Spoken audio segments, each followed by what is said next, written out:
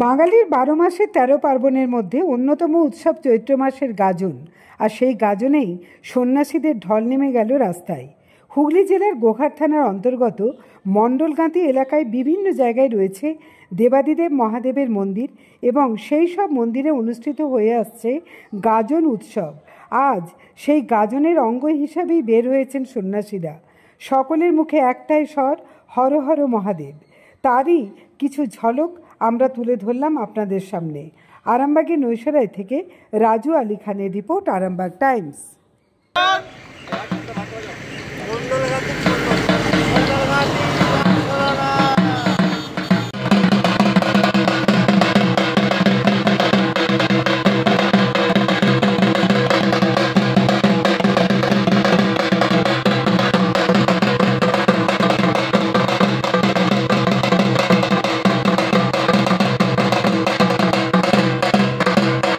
গাজন রামসোনানা সব সন্ন্যাসী হয়েছে, বাদ্যি বাজনা নিয়ে গাঁ বেড়াতে বেরিয়েছি।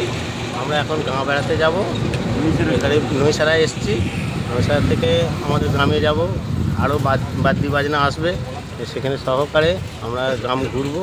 ঘুরে বাবা বলছি, এটা কতদিনের গাজন হচ্ছে আপনাদের? এটা দীর্ঘ, যখন থেকে শিবের গাজন শুরু হয়েছে তখন থেকে গাজন, পূর্বপুরুষের আমল থেকে হয়ে আসছে।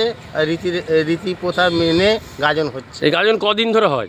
এই গাজন 4 দিন 5 দিন ধরে হয়। কি কি অনুষ্ঠান কিছু থাকে? হ্যাঁ, অনুষ্ঠান থাকে। আজ আপনাদের কতজন সন্ন্যাসী সাজে মোটামুটি? আমাদের সন্ন্যাসী 20-25 জন। আপনার নাম?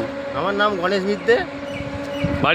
বাড়ি মণ্ডলগাঁতি, গ্রাম সোনানার অন্তর্ভুক্ত।